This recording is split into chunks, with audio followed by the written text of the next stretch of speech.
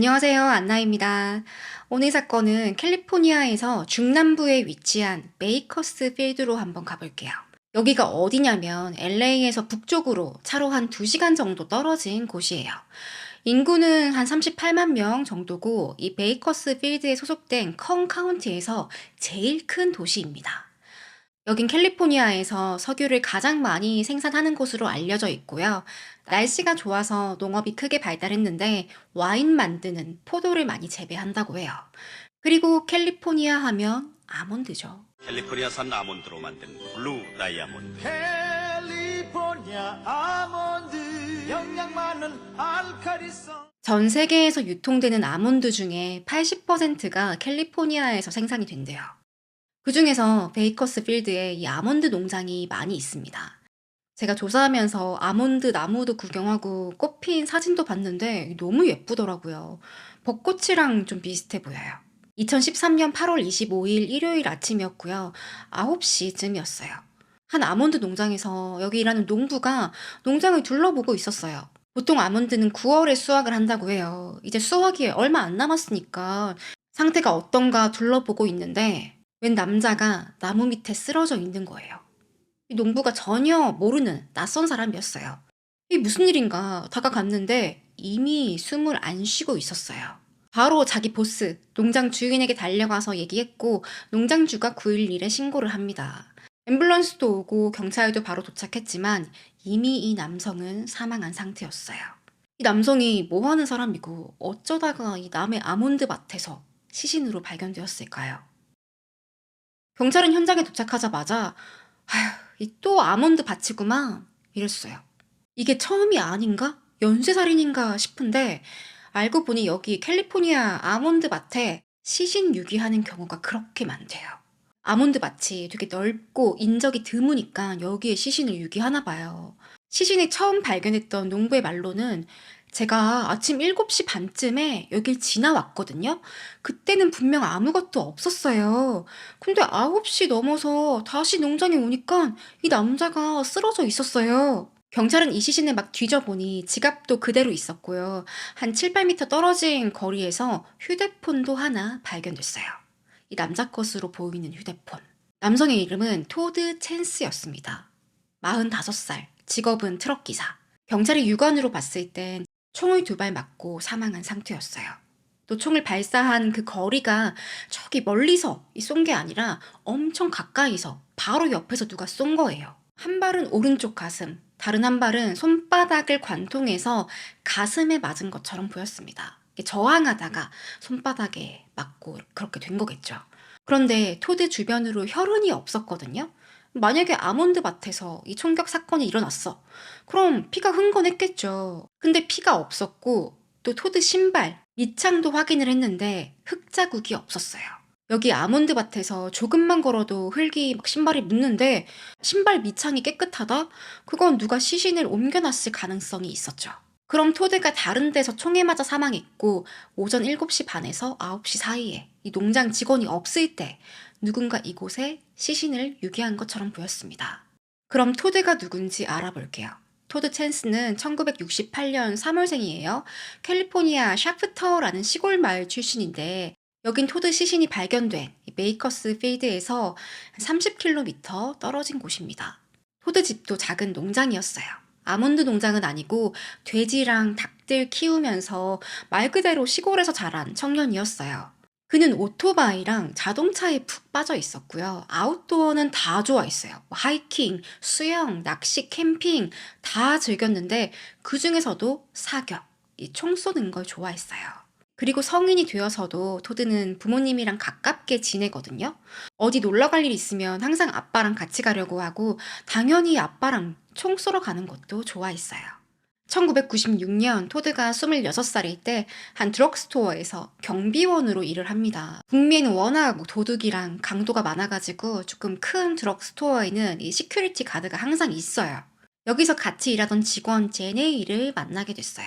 제네이는 캐셔로 일하고 있었고 토드보다 1살이 많았어요. 제네이가 이 베어커스 필드에서 태어났고 자랐거든요. 그래서 토드가 봤을 땐 와, 도시 여자다. 이 토드는 농장에서 돼지 키우고 시골쥐처럼 자랐는데 제네이는 서울쥐인 거예요. 그런 세련된 모습에 반했고 또 제네이는 반대로 토드가 또 너무 순박해 보이는 거예요. 둘은 연애한 지 1년 만에 바로 결혼에 골인했어요. 사실 제네이는 싱글맘이었거든요. 이 토드 만나기 전에 22살 때 중학교 동창이랑 결혼을 했어요. 이 딸도 태어났는데 얼마 안 가서 이혼했고 딸 제시카는 제네이가 혼자 키우고 있었어요. 이혼하고부터는 싱글맘이니까 닥치는 대로 일을 했죠. 학교에서 파트타임 선생님으로 일하면서 동시에 다른 일도 해요. 드럭스토어에서 캐셔 일하고 레스토랑에서도 일하고 정신없이 낮에는 일하고 밤에는 아이를 돌봤습니다. 그러다가 토드를 만나게 돼서 결혼까지 한 거예요. 토드는 제네이의 딸 제시카를 진심으로 친딸처럼 키워줬어요. 그러다 98년도에는 토드랑 제네이 사이에서도 아이가 태어납니다. 또 2000년에도 셋째 딸 사만다를 낳았어요. 이 세 딸은 서로 너무너무 친했고 자매이자 가장 친한 친구들이었어요. 이 토드가 사망했을 때 제시카는 고등학생이었거든요. 울면서 새아빠가 정말 저의 친아빠였어요. 저에게 세상 부러울 것 없이 사랑해준 사람이었어요. 이런 말을 하기도 했어요. 포드는 와이프에 이 세 딸까지 생기면서 식구가 많으니까 돈을 더 벌어야겠다. 이 드럭스토어에서 경비하는 걸로는 생활이 안 되는 거예요.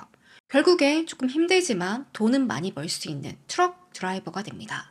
이후엔 살림이 좀 나아졌어요. 이 제네이가 파트타임 교사로 일을 했잖아요. 정식 교사가 너무 되고 싶었던 거예요. 포드는 밀어줍니다. 제네이는 바로 대학교 들어가서 공부하고 정교사가 됐어요.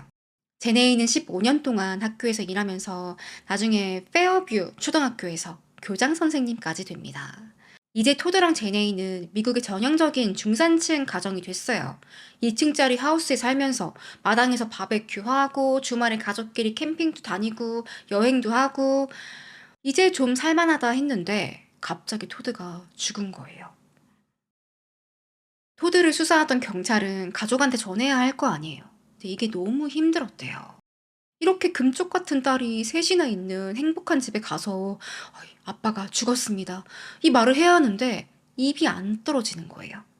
실제로 경찰들 중에서는 사건 현장을 보는 것보다 이 끔찍한 광경을 보는 것보다 가족들에게 이 소식을 전할 때 더 힘들어하는 경찰들이 많이 있대요. 그래도 어떡해요. 찾아갔죠. 형사가 토드 지갑에 있던 그 아이디 거기 주소를 보고 갔어요. 죄송합니다. 토드가 이렇게 총에 맞아서 발견됐습니다. 다들 상상도 못한 소식인데 난리 났죠. 제네이는 오열하면서 제정신이 아니었고 막 어떡해 어떡해 나는 니네 아빠 없이 못 살아. 첫째 딸 제시카는 엄마 뭐 우리 잘 이겨내보자 뭐 그만 울어. 이 어린 딸이 엄마를 옆에서 챙기는 거예요. 형사는 가족들이 힘들어해도 이제 물어봐야죠. 사건의 실마리가 전혀 없으니까. 토드를 언제 마지막으로 봤죠? 오늘 아침 7시 반에서 8시쯤이었나? 집에서 나갔어요. 시아버지랑 총기 박람회에 간다고 했어요. 제네이는 토드가 시아버지, 토드의 아빠죠. 부자끼리 총기 박람회에 간다고 나갔대요. 토드가 가장 아끼는 차, 머스탱을 타고 갔다고 말합니다. 경찰은 그럼 제네이 당신은 뭐 하고 있었나요? 저는 혼자 집에서 일했어요. 새 학기가 이제 막 시작해서 출근 전에 준비할 게 좀 많았거든요. 컴퓨터로 일도 좀 하고 집에 빨래가 많아서 세탁기도 좀 돌리고 계속 집에 있었어요. 이날 토드가 사망한 날이 일요일이었어요. 그래서 제네이는 출근 전날이라서 일하고 있었다 말합니다.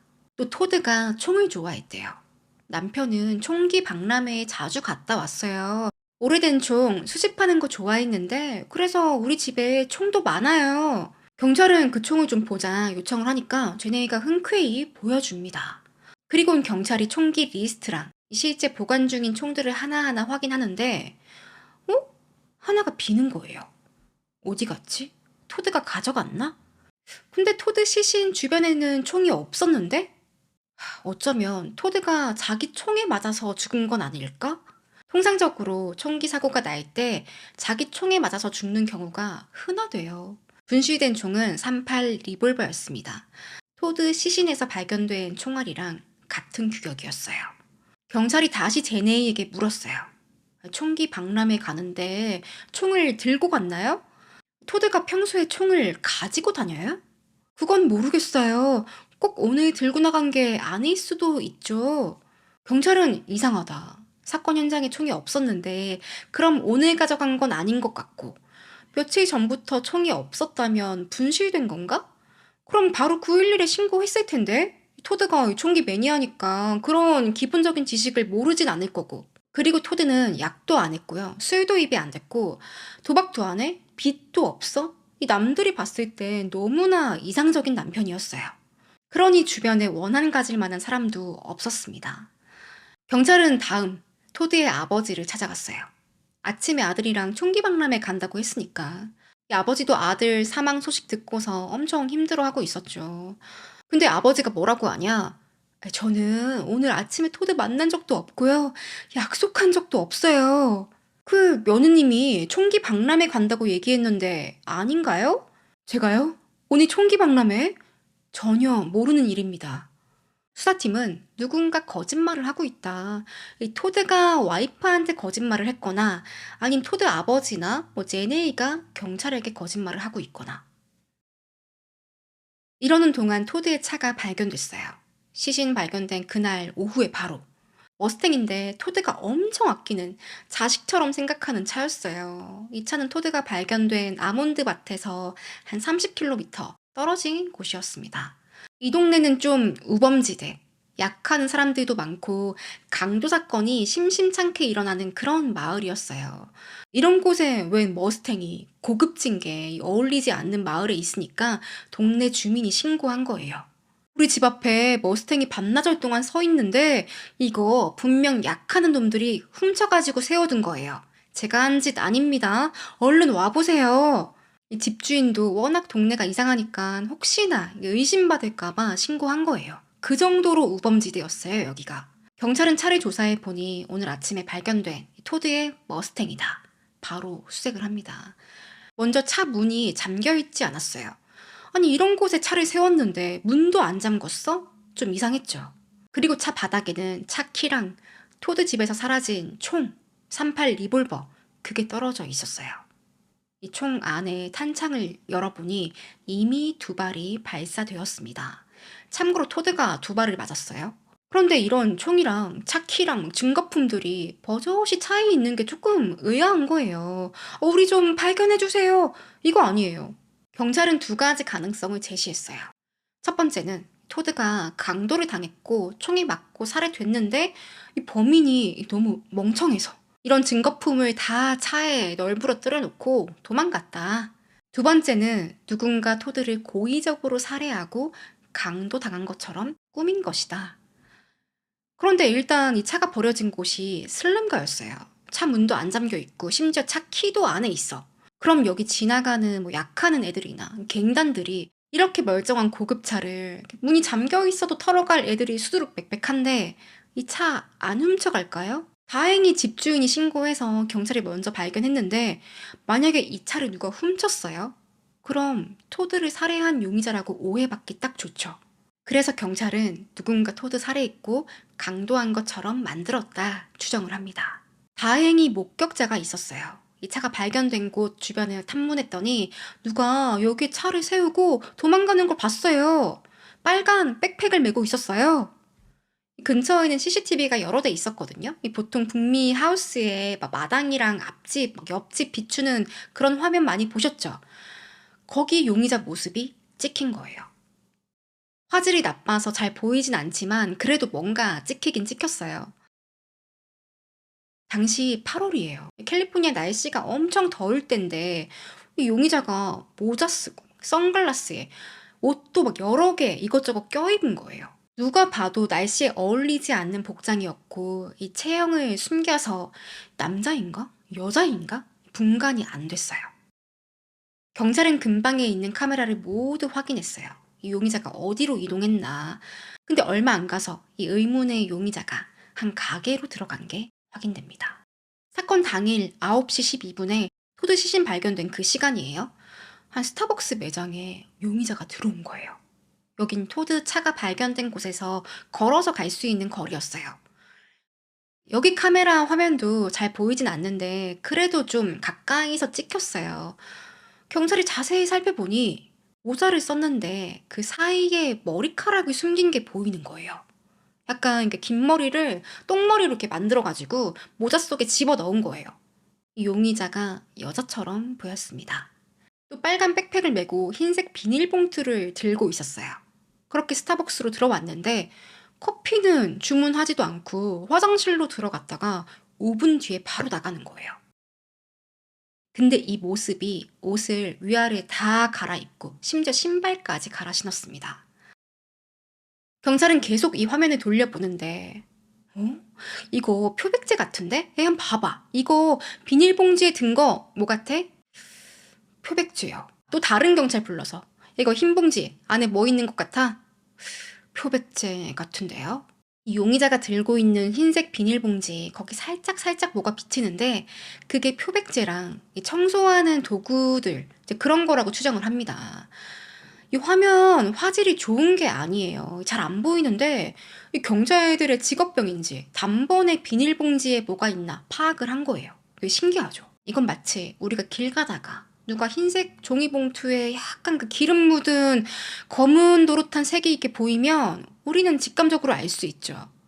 호떡 맛있겠다. 그런 느낌이었을까요? 아무튼 경찰들은 저건 청소 도구다. 저 용의자가 사건 현장에서 이 DNA랑 지문을 없애려고 했구나 생각했어요. 그리곤 스타벅스에서 나온 이 여자는 길 건너편에 있는 한 철물점으로 갑니다. 로스라는 큰 철물점이에요. 북미는 집 정원 가꾸는 가드닝 하는 사람들이 많거든요. 하우스에 살면 대부분 한다고 생각하시면 돼요. 그래서 이런 철물점에는 가드닝 섹션이 있어요. 거기 꽃이랑 나무랑 흙도 쌓아두고 그러는데 이 용의자가 거기로 가더니 이 흙, 포대 자루 쌓여진 구석진 곳으로 가서 문제의 이 비닐봉투를 버립니다. 경찰은 이 봉투에 용의자가 입었던 옷, 새 옷으로 갈아입기 전에 범행하면서 입었던 거, 그게 들어가 있었을 거다 추정했어요. 바로 이 철물점으로 갔죠. 이 봉투 회수하려고. 근데 이미 며칠 지난 상태였어요. 이미 봉투는 직원이 청소해서 쓰레기차가 싣고 간 뒤였어요. 계속해서 용의자의 동선을 보면 이 철물점 갔다가 근처 월마트 앞에 있는 공중전화에서 통화를 잠시 한 뒤에 택시를 타고 마을을 빠져나갑니다. 노란색 택시가 왔는데 아마 공중전화로 콜택시를 부른 것처럼 보였어요. 참고로 토드 머스탱 있죠? 그게 아침에 먼저 아몬드 농장으로 갔다가 나중에 버려진 것도 CCTV로 확인됐어요. 이 여자로 보이는 용의자 누구일까요? 한편 경찰은 토드 휴대폰을 조사했어요. 이 토드 시신 옆에서 발견됐었죠. 근데 바로 옆이 아니라 한 8m 떨어져 있었기 때문에 누가 토드 시신 끌고 가다가 주머니에서 툭 떨어졌거나 아니면 일부러 버린 것처럼 보였습니다. 이 휴대폰은 비밀번호로 잠겨 있었거든요. 와이프, 제네이가 비밀번호를 알고 있는 거예요. 경찰에게 알려줘서 쉽게 내용을 확인했어요. 안에 사진첩을 확인해 보니 대부분 가족 사진이었어요. 이 제네이랑 딸들, 다 같이 캠핑카 타고 놀러 다닌 뭐 그런 사진들. 누가 봐도 행복해 보이는 가족. 근데 사진첩을 점점 내리자 낯뜨거운 것들이 있는 거예요. 여자의 나체. 처음에 경찰들은 아유 뭐 부부 사이에 이런 거 찍었나 보다 싶었는데 자세히 보니 제네이가 아니에요. 다른 여자예요. 그리고 문자 내용도 사진 속 상대 여자랑 뭐 엄청 외설적인 그런 대화로 가득했어요. 이거 불륜이었죠. 이 불륜녀의 이름은 캐리 윌리엄스예요. 문자로 추정해 보니 한 6개월 전부터 둘이 이런 사이였어요. 그리고 와이프 제네이가 이 사실을 알고 있었어요. 이미 들킨 상태였어요. 경찰은 CCTV 속 용의자가 제네이 아니면 이 불륜녀 캐리일 수 있겠다. 이 보통 살인사건 조사할 때 배우자의 불륜을 제일 먼저 확인하거든요. 그만큼 불륜 문제가 살인으로까지 이어지는 경우가 많다 뭐 이런 의미겠죠. 그럼 토드의 불륜녀 이 캐리 윌리엄스가 누군지 한번 알아볼게요. 캐리는 토드가 제네이랑 결혼하기 전에 만났던 전 여자친구였어요. 고등학교 때부터 알고 지낸 사이였고 5년 넘게 만난 그런 깊은 사이였습니다. 그러니 캐리는 토드의 부모님도 다 알고 가까운 사이였어요. 95년도에는 둘이 약혼까지 하게 됐는데 뭐가 잘못됐는지 파혼했어요. 그리고 다음 해인 96년도에 토드가 제네이랑 결혼을 한 거예요. 이 토드와 캐리가 파혼한 건 제네이 때문이다, 뭐 이런 썰도 있고, 아니다, 둘이 합의하에 좋게 헤어진 사이다, 뭐 이런 얘기도 있어요. 어쨌든 토드는 캐리랑 헤어지고 1년도 안 돼서 제네이랑 결혼한 거예요. 이후엔 당연히 가정에 충실하면서 열심히 트럭 기사 하면서 지냈고 15년이 넘게 이 부부에게는 큰 고비가 없었어요. 그런데 2012년 토드가 페이스북을 하다가 캐리를 발견한 거예요. 아마 검색을 해봤을 것 같아요. 옛날에 우리나라 다모임 생겼을 때 그때 첫사랑 막 검색해보고 그랬잖아요. 토드는 잘 지냈어? 먼저 연락했어요. 이후에 토드랑 캐리가 이 불꽃 튀는 불륜을 즐긴 거예요. 경찰은 캐리를 부릅니다.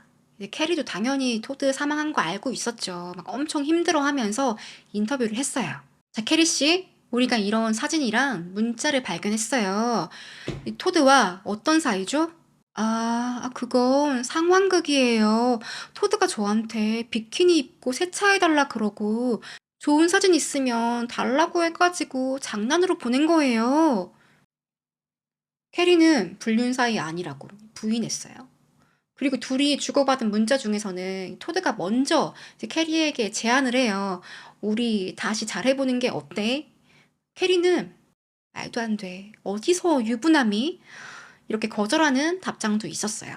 경찰은 캐리 알리바이를 물었는데 일단 토드가 죽기 전에 한 달 정도는 둘이 연락을 안 했대요. 실제 휴대폰 기록을 봐도 최근에 둘이 전화하거나 문자 주고받은 건 없었어요. 또 토드가 사망했던 날, 그 시간에 캐리는 캘리포니아 서부에 있었어요. 산후안 카피스트라노라는 지역인데 아몬드 농장에서는 한 270km 떨어진 곳이었습니다. 또 마침 이날 캐리가 주차 위반 딱지를 받은 거예요. 그걸 경찰에게 보여주면서 이거 보세요. 저는 그날 서부에 있었어요. 이 알리바이는 명확하죠. 이제 수사팀은 다른 용의자 제네이를 의심했어요. 이 시점에 토드의 차 머스탱에서 하고 있던 과학 수사가 끝났어요. 차 내부에 혈흔은 없었습니다. 근데 누군가 표백제로 열심히 닦은 흔적이 있는 거예요. 경찰은 그 CCTV 속 용의자가 표백제를 가지고 있었으니 그걸로 지웠나 보다 생각했어요. 그래서 토드의 지문도 안 남아 있었어요. 토드가 운전자인데. 그렇지만 한 사람의 지문이 발견됩니다. 운전석에서 하나, 기어 변속기에서 하나, 또 핸들에서 하나. 바로 제네이 것이었어요. 수사팀은 제네이가 범인이다 확신을 했는데 바로 체포하기에는 증거가 부족하죠. 제네이가 남편 차를 운전했을 수도 있고 조수석에 탔을 수도 있고. 그런데도 좀 의아한 게 구속영장이 나오긴 했어요. 근데 경찰은 바로 체포 안 하고 제네이가 어떻게 행동하나 지켜보기로 해요. 전화해서 제네이, 우리가 토드 차 다 조사했습니다. 와서 이 차 좀 가져가세요. 제네이가 왔어요. 경찰은 차가 좋아 보이네요. 이제 남편분 모던 차 직접 타시겠어요? 이렇게 던졌는데 저는 매뉴얼 운전할 줄 몰라요. 이 매뉴얼은 수동기어 차를 말하는 거예요. 스포츠카엔 별로 흥미도 없고요. 이 차 팔 거예요. 경찰은 뭐지? 분명 토드 차 핸들이랑 기어에서 제네이 지문이 발견됐단 말이에요. 근데 운전할 줄 모른다고? 거짓말하지? 그러면서 스타벅스 CCTV를 보여줬어요. 제네이, 여기 화면에 나온 사람 여자 같은데 혹시 누군지 알겠어요? 글쎄요. 모르겠는데요. 누굴까요? 누굴까요? 경찰은 이거 당신 아니에요. 제네이를 1급 살인 혐의로 체포합니다. 제네이는 억울하다고 남편 잃은 사람에게 이렇게 해도 되냐 변호사랑 같이 반박했어요. 그리고 얼마 안 가서 제네이는 풀려납니다. 사실 증거가 별로 없었어요. 제가 생각해도 이 토드 차에서 당연히 와이프 지문이 발견될 수도 있지 않나 싶기도 하고 또 CCTV 화면, 이 화질이 안 좋아서 이게 제네이다 특정이 안 된단 말이에요. 그런데 체포를 했으니 검찰이 뒤늦게 검토하다가 이 화면 얼굴 제네이라고 보기도 어렵고 또 비닐봉투만 보고 어떻게 표백제가 들어가 있는지 확신해요? 뭐 투시 안경 쓴 것도 아니고 이 재판에서 이것 가지고 배심원들이 유죄라고 볼 것 같아요? 다시 수사 보완해야 한다고 제네이를 풀어줍니다. 당시 제네이 지인들도 경찰이 성급하게 죄 없는 사람 체포한 것 아니냐 엄청 비난했고요. 제네이가 학교 교장 선생님인데 절대 그럴 사람 아니다. 다들 걱정했어요. 나중에 제네이 풀려나니까 이 초등학교 학생들이랑 이 학부형들도 교장 선생님 다행이라면서 다 환영했어요.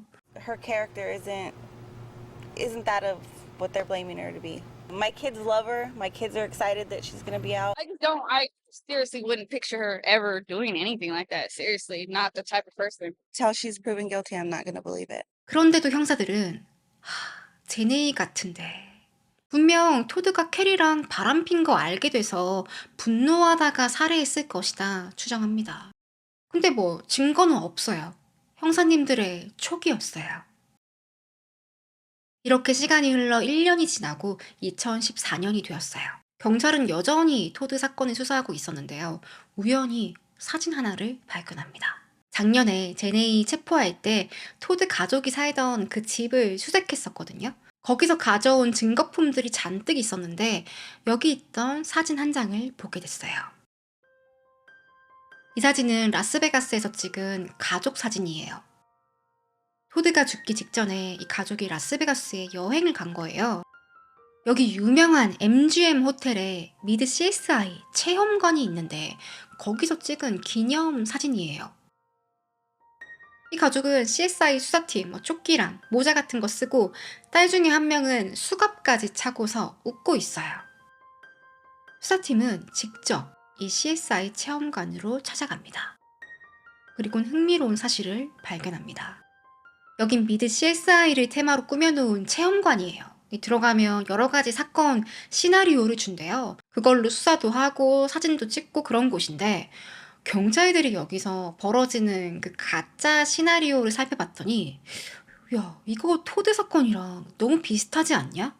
특히 이 시나리오에서 범인이 했던 행동 그게 뭐냐면 여자 살인마예요. 남편을 총으로 살해하고 그 흔적을 표백제로 지웁니다. 그리고 그 시신을 사막에 버렸어요. 그 뒤에는 모자 쓰고 상점에 들어가서 옷이랑 신발 다 갈아입고 원래 입고 있던 옷은 쓰레기통에 버리고 도망간 거예요. 경찰은 이거다. 이 제네이가 여기 체험관에서 보고 들었던 범행을 실제로 토드에게 저질렀구나. 역시 제네이가 범인이었어. 이렇게 더 확신을 가졌어요. 근데 이게 모르겠어요. 제가 사건들을 많이 조사해 봐서 그런 건지 범인들이 보통 이런 행동을 많이 하지 않나요?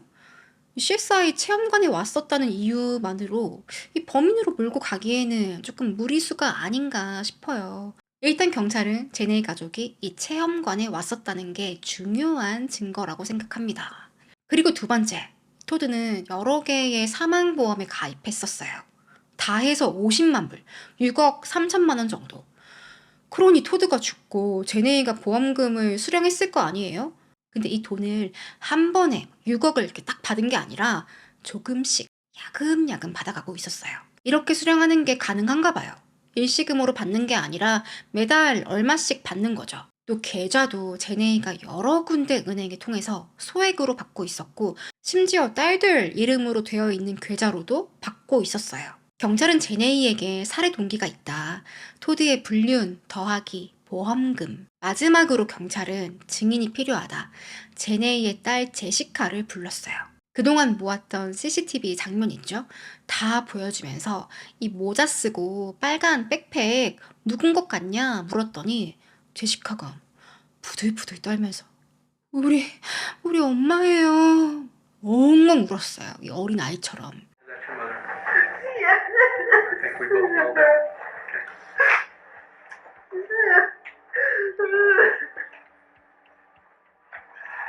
Is that your mother in all the videos? I believe so. 나중에 경찰은 CCTV를 더 발견하거든요. 이 사건이 있기 며칠 전에 용의자가 월마트에 미리 왔었어요. 이 월마트 공중전화에서 콜택시 불러가지고 타고 도망간 거였거든요. 그 장소를 사전 답사한 거예요. 이 월마트 직원에게 공중전화 어디 있냐 물어보기도 하고 택시 부르면 얼마 만에 올까 이제 확인도 하고 그리고 경찰은 용의자가 탔던 그 콜택시 어디로 갔는지 조사해 봤더니 바로 제네이 집이었습니다.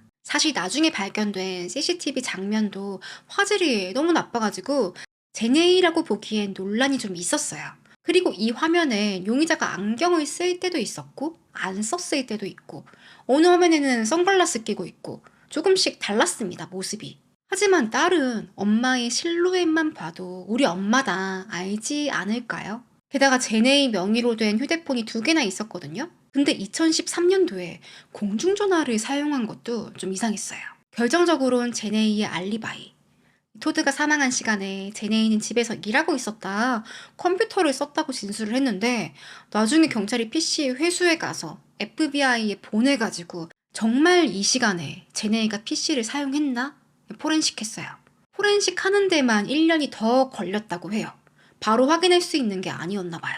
그 결과는 사건 당일 그 시간에 이 컴퓨터는 사용된 적이 없다. 켜진 적도 없다.